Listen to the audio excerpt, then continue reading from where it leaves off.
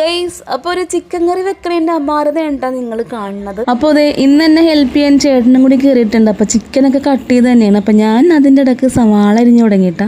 അങ്ങനെ ഫ്രണ്ട്സ്, ഇതാ ഞങ്ങളുടെ രണ്ടുപേരുടെയും പണി കിച്ചണിൽ നല്ല തകൃതിയായിട്ട് നടന്നുകൊണ്ടിരിക്കുന്നതാണ്. അപ്പോൾ എൻ്റെ സവാള അരിഞ്ഞ് തീരുന്നതിന് മുമ്പ് തന്നെ ഒരാളുടെ അവിടെ ചിക്കൻ്റെ പണി ഏകദേശം കംപ്ലീറ്റ് ആയിട്ടാണ്.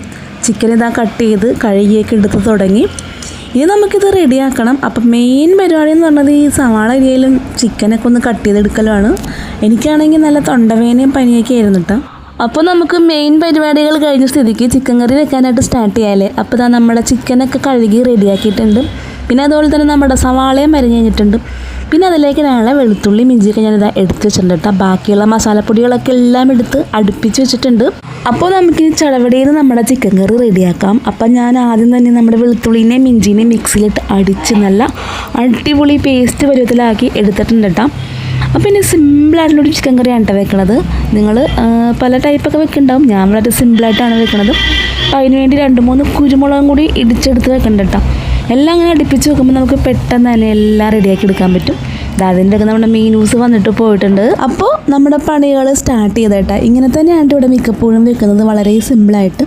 പിന്നെ ഇടയ്ക്ക് മാത്രമാണ് ചിക്കനൊക്കെ ഒന്ന് വറുത്ത് സെറ്റാക്കിയിട്ടൊക്കെ വെക്കാറുള്ളത്. അപ്പോൾ അധികം ടൈമൊന്നുമില്ല, വളരെ പെട്ടെന്ന് റെഡിയാക്കി എടുക്കണമെന്നുള്ളവർക്ക് ഈ ഒരു സിമ്പിൾ മെത്തേഡ് ഒന്ന് ട്രൈ ചെയ്ത് നോക്കാം കേട്ടോ. സംഭവം വളരെ സിമ്പിളാണെങ്കിലും ടേസ്റ്റ് അടിപൊളിയാണ് കേട്ടോ. വറുത്ത് വെക്കുന്നതും ടേസ്റ്റാണ്, പക്ഷേ ഇതും നല്ല അടിപൊളി ടേസ്റ്റാണ്.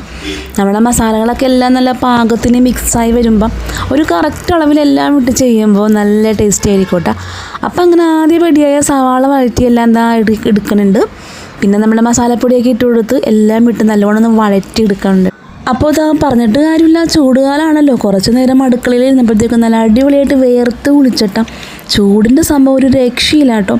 അപ്പം നമ്മുടെ മസാല ഇതേ നല്ല അടിപൊളിയായിട്ട് മോദിഞ്ഞ് നല്ല സൂപ്പർ സ്മെല്ലൊക്കെ വന്നു തുടങ്ങി. ഇനിയിപ്പോൾ ഞാൻ നമ്മുടെ കട്ട് ചെയ്ത് വെച്ച് ക്ലീനാക്കി വെച്ച ചിക്കൻ്റെ എടുത്തിടുന്നുണ്ട് കേട്ടോ മസാലക്കൂട്ടിലേക്ക്. അപ്പോൾ കുക്കറിലൊക്കെ ഇട്ട് ചിക്കൻ വേവിച്ചെടുത്തിട്ട് മസാലയൊക്കെ മിക്സ് ചെയ്തെടുക്കുന്നവരുണ്ട്. പക്ഷേ എനിക്കിഷ്ടം കുക്കറിൽ വേവിക്കുന്നതിനേക്കാളും ഇതുപോലെ മസാലയിൽ മിക്സ് ചെയ്ത് നല്ലോണം വേവിച്ചെടുക്കുന്നതാണ് കേട്ടോ. രണ്ടും ടേസ്റ്റ് അടിപൊളിയാണ്, എന്നാലും ഇങ്ങനെ വയ്ക്കാനാണ് എനിക്ക് കൂടുതലിഷ്ടം. അപ്പം നമ്മുടെ ചിക്കനൊക്കെ എല്ലാം ഇട്ട് മസാലയിൽ നല്ലോണം ഇളക്കിയൊക്കെ എടുത്തതാണ്. ഇനി ഇത് മൂടി വെച്ച് വെന്ത് കഴിഞ്ഞാൽ നമ്മുടെ ചിക്കൻ കറി റെഡി ആയിട്ടാണ്. അപ്പോൾ നമ്മുടെ ഈ വീഡിയോ എടുത്ത് വെച്ചിട്ട് കുറച്ച് ദിവസങ്ങളായി. എൻ്റെ തൊണ്ട നല്ലോണം മടഞ്ഞിരിക്കുന്നതുകൊണ്ട് സൗണ്ട് ഇടാൻ പറ്റുന്നുണ്ടായിരുന്നില്ല കേട്ടോ. അപ്പം നമ്മുടെ ചിക്കൻ കറി ഇതേ പകുതി റെഡി ആയിട്ടുണ്ട്.